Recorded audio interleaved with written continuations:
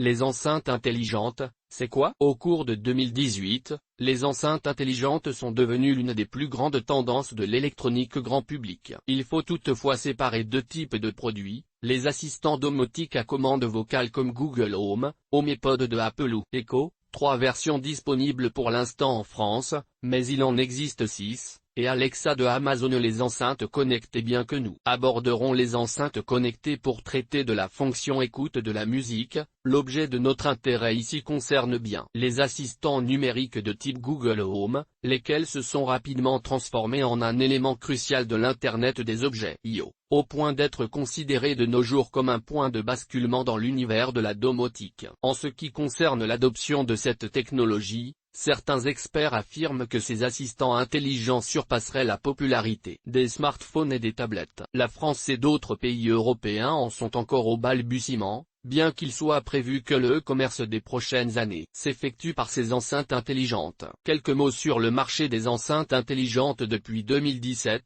Google a pris l'avantage sur le marché face à Apple et Amazon, puisque la firme a lancé ses assistants vocaux avant les autres. En dépit du lancement tactique de la version plus petite et moins chère qu'est la Google Home Mini, Google Home a suscité un plus grand intérêt auprès des consommateurs, notamment dans la période précédant Noël 2017. Autrefois le type de recherche vocale dominant était sur mobile, mais elle a cédé un peu de terrain ces dernières années face aux enceintes intelligentes, notamment grâce à la popularité grandissante des appareils tels que Amazon Alexa et Google Home. En 2018 et au niveau mondial, pratiquement 22% des internautes auront utilisé une enceinte intelligente au moins une fois par mois. Les fonctionnalités des enceintes intelligentes. Sur Amazon Echo Alexa, le principal moyen d'exécuter des tâches, de la vérification de la météo à l'écoute de la radio ou de l'actualité, passe par Amazon Skills. Google Home a un équivalent qui prétend permettre à ses propriétaires d'accomplir plus d'1 million de choses différentes avec leur périphérique intelligent. Tout le monde peut créer et soumettre une action sur Amazon ou les assistants numériques de Google, ce qui représente une opportunité évidente pour les marques de produits domotiques d'être présentes sur ces appareils,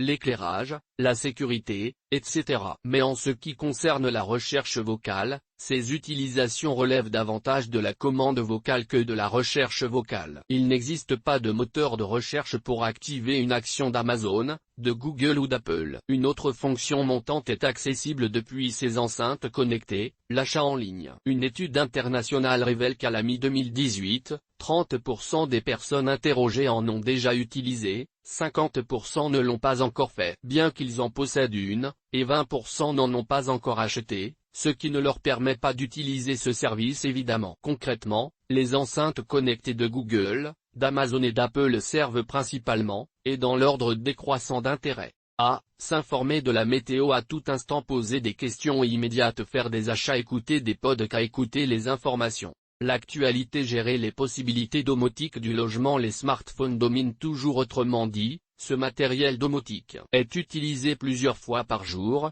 et 20% des interactions sont des recherches vocales. La représentation des commandes vocales est encore faible en comparaison avec les smartphones dont les ventes s'essoufflent et pour lequel le marché arrive à saturation. Celui des enceintes connectées est exponentiel. Pour la domotique en revanche, l'utilisation des smartphones et des tablettes domine nettement en Europe. Il est prévu que les ventes de ces appareils vont augmenter fortement jusqu'en 2020, avec un pic en 2019. L'année 2021 devrait connaître le début d'une diminution des achats de ces produits, bien que les estimations soient de plusieurs milliards de produits vendus dans le monde qui utilisent la recherche vocale sur les enceintes intelligentes. Les études internationales menées par la société Captech Consulting ont permis de mieux comprendre les caractéristiques démographiques des propriétaires d'enceintes intelligentes, ainsi que les utilisations habituelles de leurs appareils. Il est peu surprenant que la majorité des propriétaires aient entre 18 et 36 ans, ce qui représente 53% des consommateurs investissant dans du matériel électronique ou domotique. 32% sont âgés de 37 à 52 ans, laissant à seulement 15% la part des propriétaires d'assistants numériques intelligents âgés de plus 53 ans. Toujours selon ces recherches,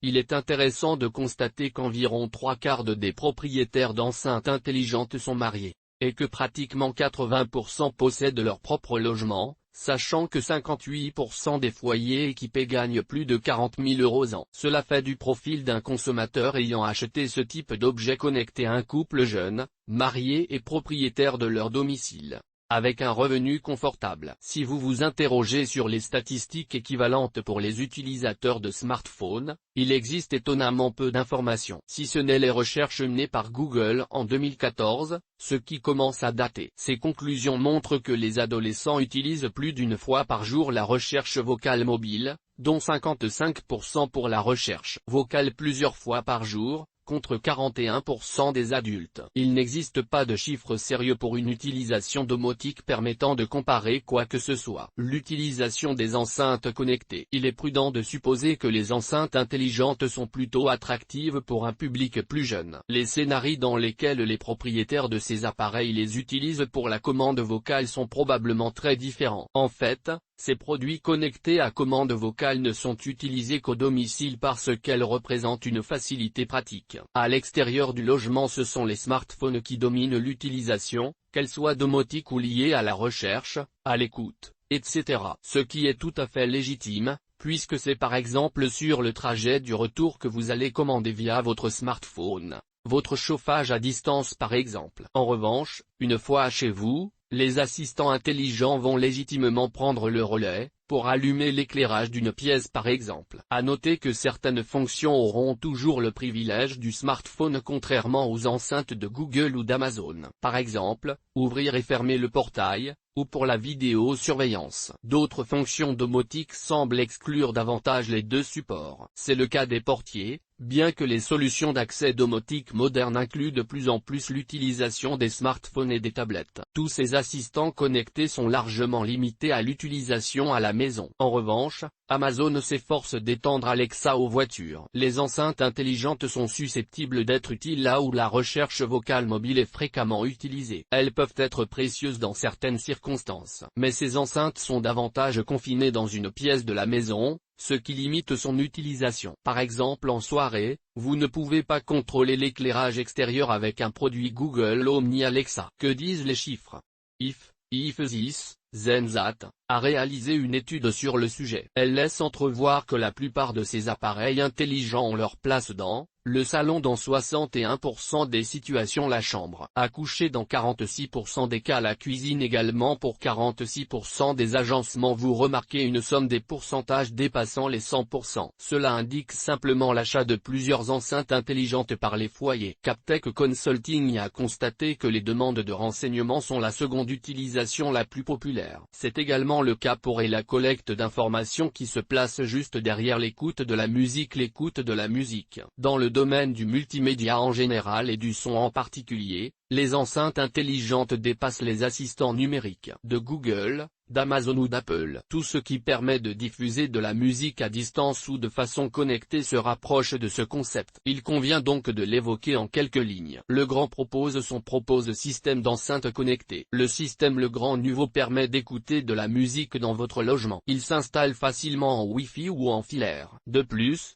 il est compatible avec la solution Legrand My Home domotique. L'écoute connectée ou intelligente de la musique peut se scinder en 6 familles, les assistants numériques dont il est question précédemment. Vous savez maintenant que la recherche et la diffusion de musique est l'un des emplois les plus fréquents pour ce type d'appareil. Les haut-parleurs actifs. Il s'agit d'une paire d'enceintes avec possibilité d'installation murale. La mise en veille est automatique au bout d'un temps d'absence de source audio. Deltador propose des solutions domotiques qui prennent en charge ces enceintes connectées. Vous pouvez les tester en visitant l'un des showrooms de la marque. Les enceintes passives. L'installation est aussi bien intérieure qu'extérieure, avec la même exigence sonore. Cet appareil s'accroche et est orientable. Il est très demandé pour les lieux accueillants du public. L'ampoule musicale à variation de couleur. Elle diffuse la musique présente dans votre smartphone. L'ampoule de Extel est une véritable enceinte Wi-Fi à variation de couleur. Les prises audio. Les prises Ticino Coffrel et Doxy de Legrand vous permettent de brancher des enceintes Wi-Fi et home cinéma avec une excellente qualité de son. Il est possible de brancher directement 2 enceintes. C'est un gain de place évident. Les prises audio mosaïques de Legrand.